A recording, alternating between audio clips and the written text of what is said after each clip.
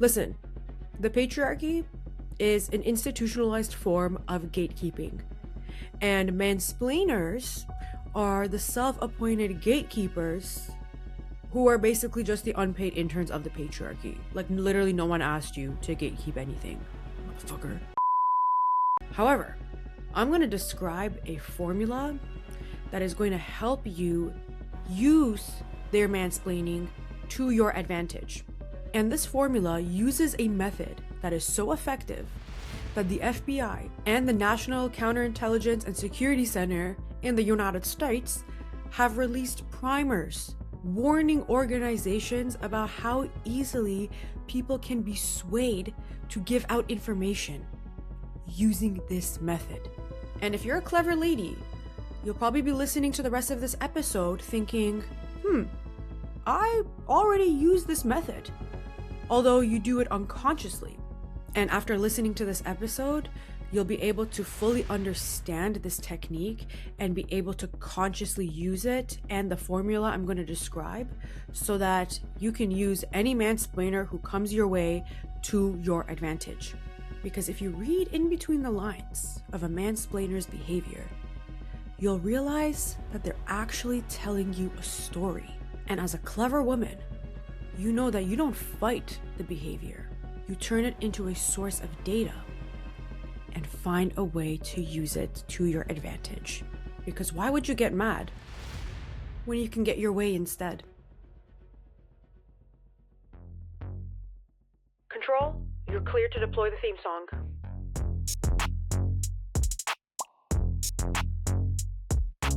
You live in an unfair world and you're taught to play fair because it makes you a quote-unquote better person.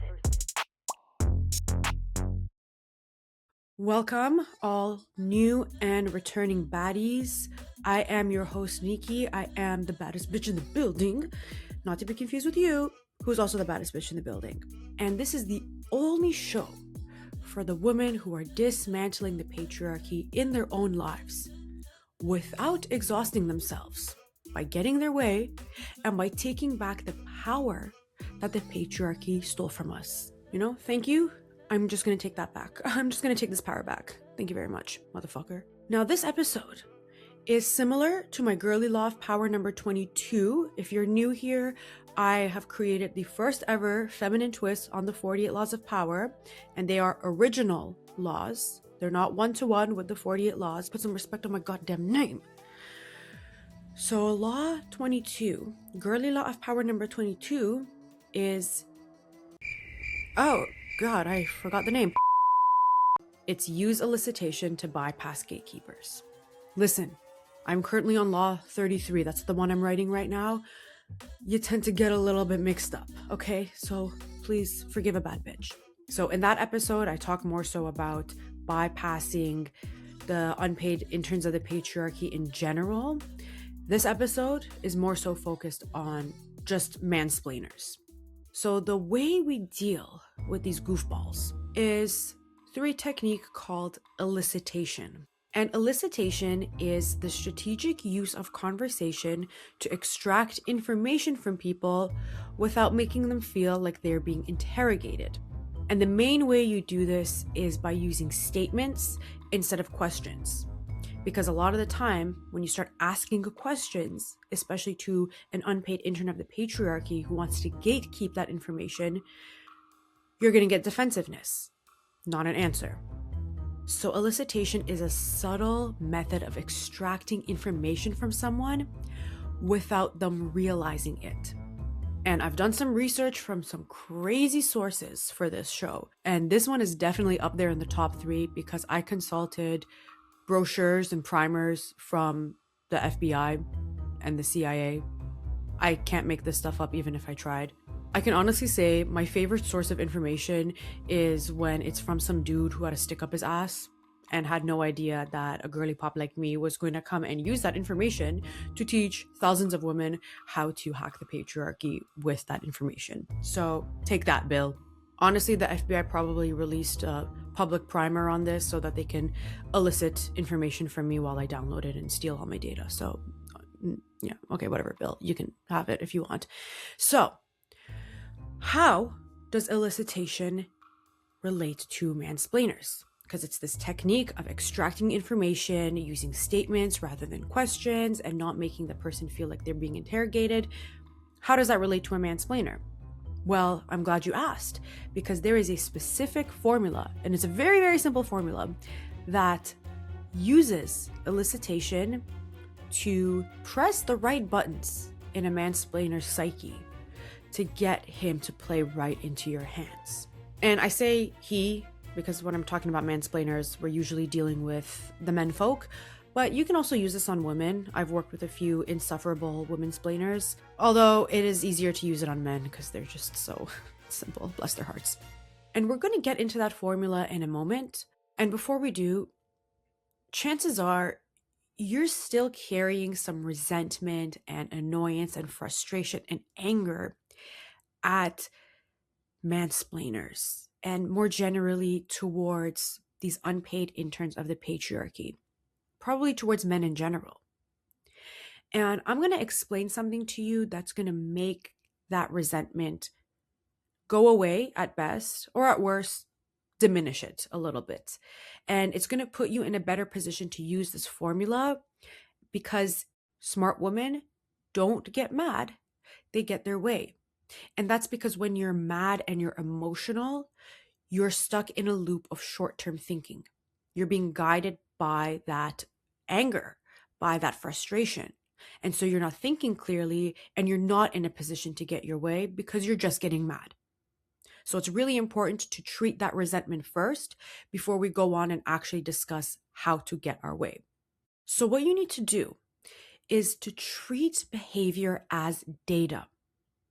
Treat yourself like an outside observer. When coworker Anthony mansplains to you, he's not doing that to you. He's doing that for himself. And it has absolutely nothing to do with you. It's the same thing as not taking things personally. Girly law of power number 4. Never take anything personally. Because if you've taken something personally, you've already lost. You've already lost. You've already taken blame for someone else's deficiencies. You've literally taken responsibility for someone else's deficiencies. How backwards is that? So when you're dealing with a mansplainer and you start getting angry, you have to take a step back. You have to take a step back and realize that they're not sitting there and mansplaining because they're saying, oh my God, I want to make sure that Nikki gets mad when I explain this. I want to make sure that Nikki feels stupid when I explain this. No, that buffoon is thinking, I need to show Nikki how smart I am. I need to make sure everyone knows that I'm really capable, even if I'm not. I need to portray this image that I know what I'm talking about. And I'm going to do that by opening my big fat mouth and blabbing on and speaking over people. It has absolutely nothing to do with you. But when you take it as such, you've now internalized coworker Anthony's deficiency, that he might not know what he's talking about, that he might be trying to prove himself to everybody, including you, that he might feel intimidated by you, that he might feel like he's just second best, whatever it is. So people are showing you their defense mechanisms, not their truth. And when you are gullible enough to take things at face value, then you take their defense mechanism to be their truth, when in reality, it isn't. And that defense mechanism that you're seeing is compensating for a fear or an insecurity. Every person is hiding something. And a mansplainer usually wants to feel one of 3 ways, or maybe all 3. Either they want to feel knowledgeable, they want to get recognition, or they want to dominate the conversation. Again, possibly all 3, depending on how unpaid they are as an intern of the patriarchy. And all of these things are driven by fear, by insecurity. Mansplaining is just the symptom behind that fear or insecurity. And I'm not saying, listen, I am not saying that they are justified in acting this way. I'm not defending them. I am not saying that it isn't insufferable to work with these people. Truly, these are people we try to avoid. But a lot of the time you can't avoid them. If you have to work with somebody like this, you're going to make your own life more difficult by getting mad and digging your feet into the sand and being like, okay, I don't want to deal with this guy, and I'm just going to push back and be defensive and counter his defense mechanism with my defense mechanism. And you're going to keep butting heads. You're not going to get anywhere. So you owe it to yourself to treat this behavior as a data source and not take it at face value. And just listening to this and understanding this has given you more insight than probably 98% of the people you're working with. And that already puts you in a position of power, because most people are dealing with these mansplainers in a way that makes them more defensive. You can spend a few minutes getting annoyed and feeling frustrated. That's totally normal. You're a human being. You're going to experience that. But after a while, you say, okay, great. I am done with this frustration. Let's go get that bag. Okay, let's go get our way. Let's go milk this loser's mansplaining to our advantage. But unfortunately, a lot of women are gullible in the sense that they take these things at face value and they feel bad about doing things on their terms and doing things to their advantage, because we're taught a lot of crap about morality, about truth. We take things at face value because we assume that everyone is telling us the truth. We assume that because they told us this and we heard it with our 2 ears, we saw it with our 2 eyes, or our 1 eye if you're Fetty Wap, then it must be true. But that's because we've been groomed through morality. Morality is a tool used to control women. And through institutions like religion, morality has been linked to shame and guilt. Because if you do something that is quote unquote wrong, then you have to feel shame and guilt. You're dishonorable. You're a bad person.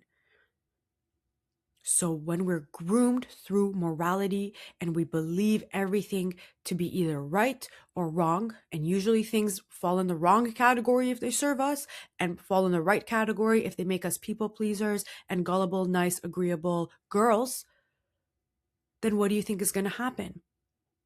We've basically become a welcome mat. Okay, you're a welcome mat and people are just going to walk all over you. So if you're listening to this and thinking, oh, but this is wrong, this is manipulative, this is immoral. Babes, there is no immoral. You live in a world that is based on subjugating you. You live in a world, in a society, in a system, in a patriarchal culture that functions because it has deemed you a second-class citizen. You live in an unfair world and you're taught to play fair because it makes you a quote-unquote better person. When in reality, all that means is that it's trying to make you feel guilty so other people can take advantage of you and get the opportunities that you were too guilty and too ashamed to claim for yourself. The world does not reward morality. It does not reward righteousness. It does not reward agreeableness. It rewards audacity and confidence. And if you're going to be a good, nice, moral girl, be my guest. Go and listen to the Most Moral Bitch in the Building podcast, hosted by Victimella. Okay, I'll give you a preview. Hi everyone, welcome to the Most Moral Bitch in the Building. I'm your host, Victimella. I am the most moral bitch in the building, and I'm more moral than you, so don't get us confused, okay? Today we're going to talk about mansplainers. It's so tiring dealing with them. Honestly, what did we do to deserve this? What did we do to have them mansplain to us all the time? It's just so tiring. So next time someone mansplains to you, I want you to just take a breath and remind yourself that this is the world we live in, okay? And people are going to mansplain to you all the time. You just have to listen to them and be quiet and let them say their piece, because it's wrong, okay? If you're mansplaining to you, that's because you deserve it. You deserve it. You're probably dumb, and he has to mansplain to you so you can understand. That's just the world we live in, okay? Maybe in another life we'll be dealt a better hand. But right now, this is the cards we've been dealt. That's all we can do, okay? So, in case no one told you, I am the most moral bitch in the building. Go and die for all I care. Until next time, stay moral. I hate you. Bye. There you go. That was for the moral girls. Now, let's keep the show running for the amoral girls, because if you have to work and function and succeed in a system that is based on you being subjugated, then you have to be amoral. I'm not saying to go and be a bad person. I'm not saying to go become a charlatan, to go punch an old man in the face. None of that. You need to be guided. Your compass, your moral compass needs to be guided by what serves you and can help you get ahead in this patriarchal, misogynistic world. You don't have to put other people down. You don't have to sabotage anybody else. You're focused on uplifting yourself, and you can't do that when you are riddled in guilt. Okay? Now that we got that out of the way, what I was saying earlier, you do not fight the behavior, because that's pointless. People aren't going to change their behavior. They're not going to change who they are, okay, unless they become like born again Christians or something. In that case, maybe we can stay away from them. But you don't fight the behavior. You turn it into a source of data. That's what smart women do. Victimella can't do that, okay? She's writing her next episode right now. She can't do that. And when you look at people's behavior as data, as an outside observer, pretend you're a researcher in a lab. When I was working in my previous job as a corporate consultant, I literally pretended that I was a researcher in a lab full of wackadoodles, because that's kind of what it was. And I looked at people's behavior from a detached outside perspective, and it gave me so much insight. A lot of my laws, my girly laws of power, are based on my time in the corporate world, because I learned so much about human nature, about behavior, about basic psychology, just by observing people and treating their behavior as a data source. And when you look at people's behavior as data, and you look right beneath the surface, you'll see exactly what they're hiding. But remember, you have to be detached, because you have to understand that people will do things to rile you up. They will do things to get a reaction out of you. A lot of the time, most people don't outgrow their 12-year-old mean girl or bully boy phase. Bully boy. They don't outgrow that. So you're basically working in an environment with a bunch of 12-year-olds who probably just have a bigger bank account and are like 10 inches taller than they were before. And for you to be able to look beneath the surface and to see what they're hiding, you need to be detached. You need to be sober. Sober in that, not that you're not like drinking and drunk and high, but sober in the fact that you're not clouded by emotions, by anger especially, because anger makes us extremely stupid. And an emotional person is a distracted person. An emotional person is a short-term thinker. An emotional person is going after instant gratification. They're thinking, what can I do to either appease what I'm feeling right now or to rile myself up even more? Because some people just want to get angrier and angrier and angrier. So, having understood that morality is a trap, having understood that being mad and emotional doesn't serve you any purpose in this game that we're playing, now you're in a better position to truly understand how to use mansplainers to your advantage. And now I can share that formula with you.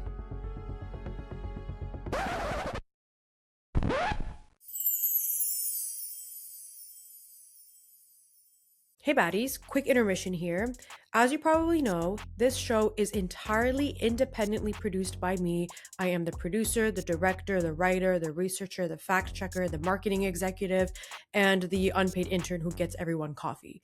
Not to be confused with the unpaid intern of the patriarchy. And this is independently produced because I am committed to giving you the truth, the whole truth, and nothing but the truth.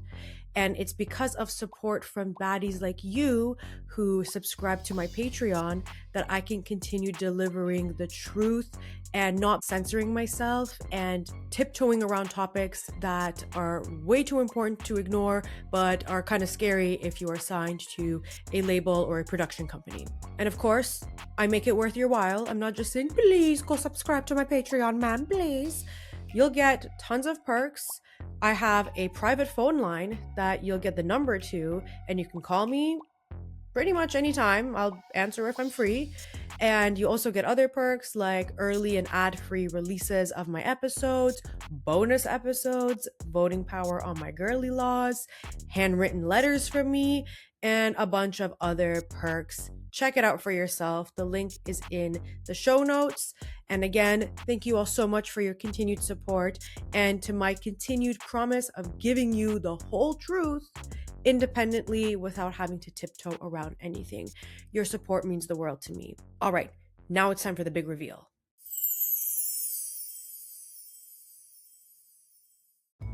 All right, it is time for the big reveal. The formula is this: cookie, crumb, quiet. And if you're thinking, what in tarnation? I will explain. All right, first things first, rest in peace, Uncle Phil. Second thing, remember to first identify your goal.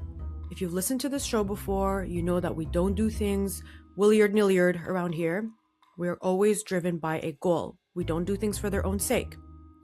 So when you're implementing this formula, first understand why you're doing it. Are you trying to get a specific piece of information out of this person? Are you trying to build better rapport with them so you can work with them more harmoniously and not want to rip your hair out? What is your goal? So, first part of the formula, cookie. This is the part where you give them something that they want. You give them a little cookie. For example, if they have a fragile ego, give them some subtle flattery. If they're very frustrated at a certain person, maybe your boss, or if they're frustrated at a client, at a software, whatever it is, nothing brings people together more than a shared enemy. If they're very passionate about something, share mutual interest. If they like to gossip, men love to gossip, let me tell you. Men are the biggest gossips you'll ever meet. But if they like to gossip, give them a little confidential bait. Tell them something that makes it sound like they weren't technically supposed to hear that, even if you have to make it up. Oh, I'm not supposed to tell you this. Oh, I'm not supposed to know this. Oh, you're not supposed to know this, but blah, blah, blah, blah, blah, made up garbage. If you can get that wheel turning a little bit, never gossip with them, because remember, at the end of the day, you cannot trust your coworkers. These are snakes in sheep's clothing a lot of the time, and a workplace is a competitive, artificially competitive environment that gets people to strip away their dignity for money. I did a whole episode on whether or not you can trust your coworkers and how to basically deal with them in a way that's not going to get you burned. But going back to what I'm saying here, in terms of that cookie, figure out what it is that can get their gears grinding a little bit, that can, grease in the pot a little bit. You know what I'm saying? So, little cookie, okay? Think of it this way. Do they want a chocolate chip cookie? Do they want an M&M cookie? My favorite. Are they a weirdo who likes oatmeal raisin? Do they want macadamia? What do they want? Give them a cookie, all right? The data that you gathered from their behavior is going to tell you what cookie to give them. So that's why that first part of this episode was very important.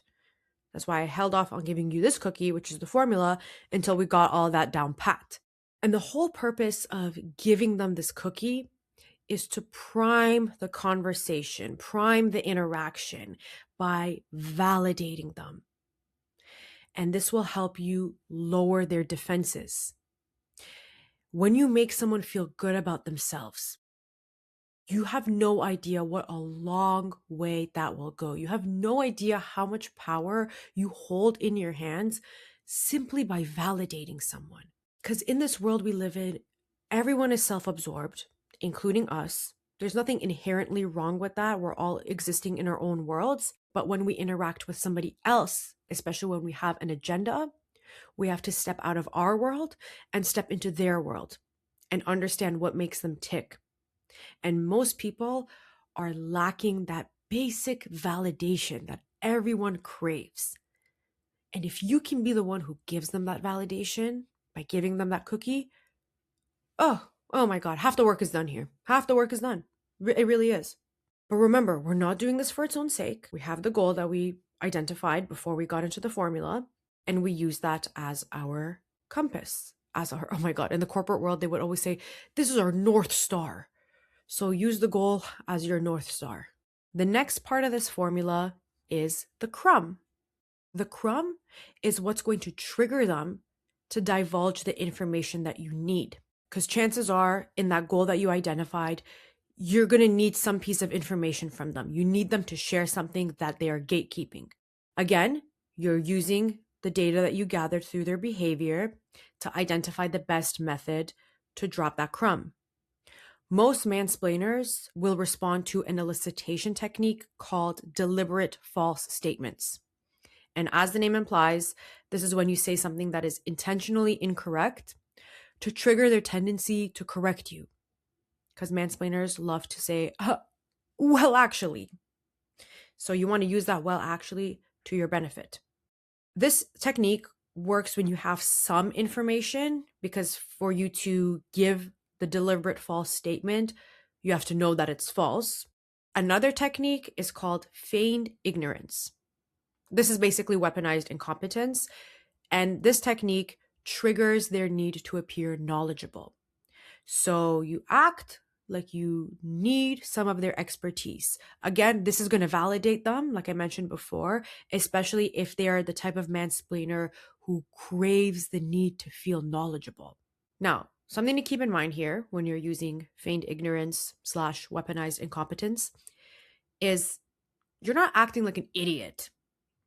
You're not acting like you don't know what you're doing. You have no idea if the sky is blue or yellow. That's not what it is. You're giving them an opportunity to show how knowledgeable they are. So you create a gap for them to insert themselves. So you're not acting like it's your first day on earth and you don't know left from right. You're acting as if you want their advice. You want their expertise. You want them to weigh in on something. It's really important not to act stupid, because no one wants to be around stupid people. That reflects badly on themselves, especially for a mansplainer who's clearly very concerned about how people perceive him. Okay, and you can do this by asking their advice. You can do this by saying, oh, I heard you're really good at X, Y, and Z, and I wanted to get your input on this. That was an example of a cookie and a crumb in the same sentence. Another technique is the one-upper, and this triggers their need to assert dominance, to show how they're better than everyone. So maybe you share a piece of data or a fact that you know he's going to want to one-up. For example, on the last project with Angelina, someone gave me a hate comment and called me Kmart Angelina Jolie, so we're going to use that. On the last project with Angelina, we came 10% under budget, and management was really happy with that. Oh, well, on this project, we're going to go 20% under budget. I'm just giving a silly example, and now that I'm thinking of it, I'm watching Jersey Shore for the first time, and I'm on season 3, so we just got rid of Angelina, and this is now reminding me of Angelina. Anyway, unrelated, but that was just a silly example to show you how you can use a very simple piece of information to trigger that one-upmanship. So those are the 3 main techniques you can use: deliberate false statements, feigned ignorance, and the one-upper. Usually with mansplainers, it's going to be the deliberate false statements, but you're going to know your target best. You're the one who's gathered the data. So use whatever technique works for you. You can even use one that's not on this list. But for most mansplainers, the deliberate false statement works like a charm. Now, that was the crumb part of the formula. The last part of the formula is quiet. So you just shut up and let him fall into your trap. And you need to master the art of silence in order to do this effectively. I did a whole episode on this. It's my Girly Loft Power number 16, Master the Art of Silence. And it's Patriarchy Hack 16 in my book, How to Hack the Patriarchy. So I highly recommend you read that chapter in my book if you have it. The art of silence is so important. So once you drop that crumb with whatever technique you used, you're just going to shut up and you're going to let him yap.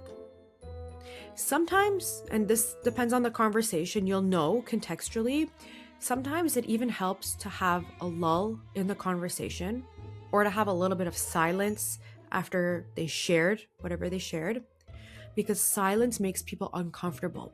People often associate silence with rejection. And so they feel that they need to over-explain and fill that silence in order to feel validated. So you can do a lot without saying a single word. Now, something that could also help is to follow up, especially follow up on the deliberate false statement with feigned disbelief. So you pretend that whatever they said is very surprising. Oh my goodness, are you serious? Oh, no way. You're kidding. Oh my God. Oh, faints. No, I'm just kidding. But you know what I mean? Because a lot of the time people want to feel like what they said landed. You know when you share something with someone and you don't get the response you anticipated, so you just keep repeating yourself and saying it over and over again in the hopes that that person is going to finally pick up on it and give you the response, give you the reaction that you wanted? That's because you didn't get validated. You had an idea in your mind that I'm going to share this and they're going to respond like this, and they completely responded in a different way. You know, like when you show your mom a meme and she has to get her glasses and then put the brightness on 100% and zoom in and you're like, oh my God, screw this. So give them the reaction that they want. Usually, feigned disbelief will get you there because it strokes their ego, especially if it's a disbelief of, wow, I was expecting a little bit less, but this is so impressive. Oh my goodness. Oh, my panties are on the floor. Oh my God. Don't do that. But you know what I mean, right? You know what I mean. Another trick that you can use is to mirror their body language. I'm not even kidding. Watch an interaction between two people and you'll see how one person will cross their arms and a few seconds later, the other person will cross their arms. One person will lean back in their chair. A few seconds later, the other person leans back in their chair. We mirror people's body language without realizing it. And it's done through the mirror neurons in our brain. So if you want somebody to feel a certain way, you can actually portray that through your body language, and their brain will pick up on that and it'll send that signal to them accordingly. Let me give you an example.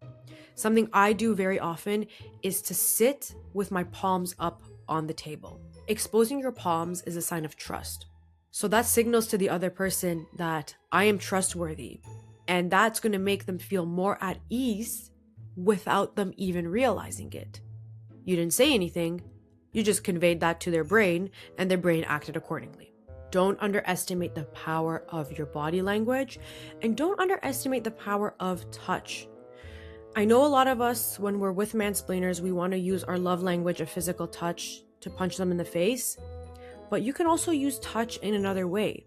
For example, a quick touch on the arm, a quick touch on the shoulder, something very quick, nothing with prolonged eye contact so you look like a pervert, but a quick touch can go a long way if it's contextually appropriate. Of course, don't go touching people without their consent and if it's not appropriate to the setting, but a quick touch can go a very long way, especially because touch can release endorphins and can make the person feel good. And at the end of the day, it's all about making them feel good about themselves in your presence. You want to play the game? I'm teaching you how to play the game. So to recap, give them a cookie, drop a crumb, and then stay quiet while they give you the whole bakery.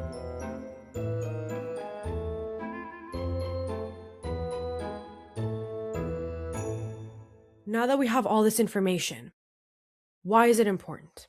When you interact with people in the way that Victimella does, by getting angry and upset and defensive with somebody who's already showing you their defense mechanism, that's not going to get you anywhere.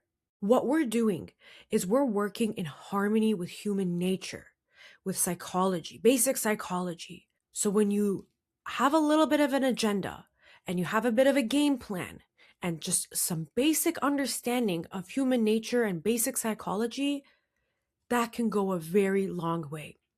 And you need to get out of this mindset that if I just ask nicely, they'll give me the information.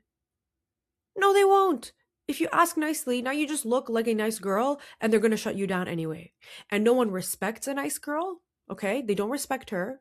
The nice girl, she could be liked because she's agreeable, she's non-threatening, and she generally is there for people to walk all over her. So most people like the nice girl, but nobody really respects her. And you're out here trying to be a respectable, dignified woman, not a nice girl, not a doormat. You're trying to be the baddest bitch in the building. And in order for you to act like that, you need to have a basic understanding of how to interact with humans, which most humans lack. And guess what?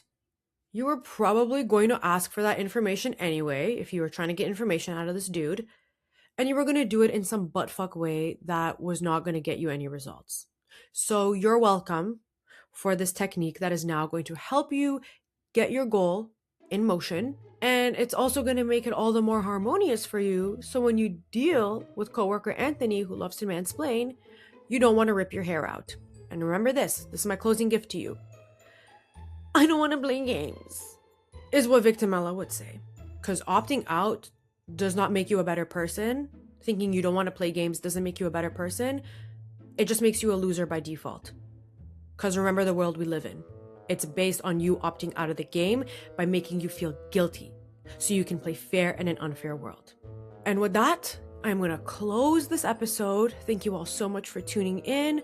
Remember to drop a like or rate the podcast 5 stars. And make sure you are following or subscribed to the podcast so that you know when I release new episodes, which is every Wednesday. And don't forget, if you want a copy of my book, it is available on Amazon and it's also available independently on my website. Everything is in the links below. All right. In the meantime, don't forget that you are the baddest bitch in any building that you step foot in. Until next time, stay bad. Love you. Bye. All right, I'm going to run through all my shout outs for all the beautiful bad bitches who are supporting on Patreon. Shout out to Kate, Danny, Lindsay, Adriana, Mina, Gemma, Priya, Shara, Katya, Melissa, May, Nilufa, Naomi, Adelaide, Nadia, Faith, Amy, I had to take a breath, Melinda, Sophia M, Sophia K, Jada, Roselle, Amar, and Kat. Thank you all so much for your support.